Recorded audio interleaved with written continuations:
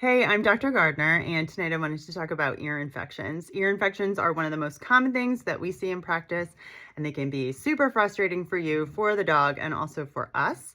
If you think your dog is getting an ear infection, some of the first things you can do is clean out the ear. And home remedies that I think are great include green tea, black tea, apple cider vinegar, which you all know I love, and also coconut oil and olive oil. So if it's a really gross, nasty, thick, gross, smelly discharge, I tend to go with the black tea or the green tea. You want to cool it down, of course, and then you use one tea bag, either the green or the black, to about half a cup of water. Let it steep for at least 5 minutes, and then take it out. And then you can use a cotton swab, or if you have roll cotton, that's even better. Dip it in there and then clean all the areas that you can see.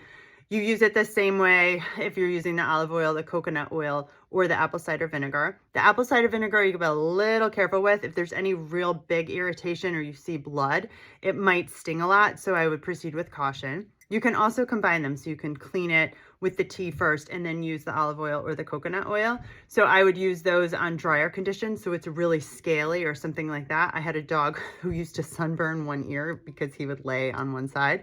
And so I would use the black tea first, and then after I did that, I would apply the coconut oil, and that was very soothing. It's important to note that anything that you put in the ear, no matter what, including the infection itself, they can all potentially result in neurologic side effects or problems.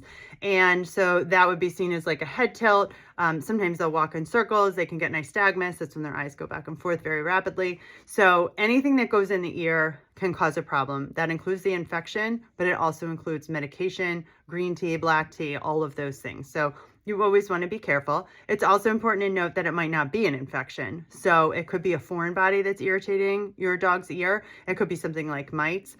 And so if you try things and it's not resolving in a few days, you definitely should go see your veterinarian, or certainly if it gets worse. So the other things to consider are underlying causes. So the biggest one is allergies. If your dog has allergies, they're far more prone.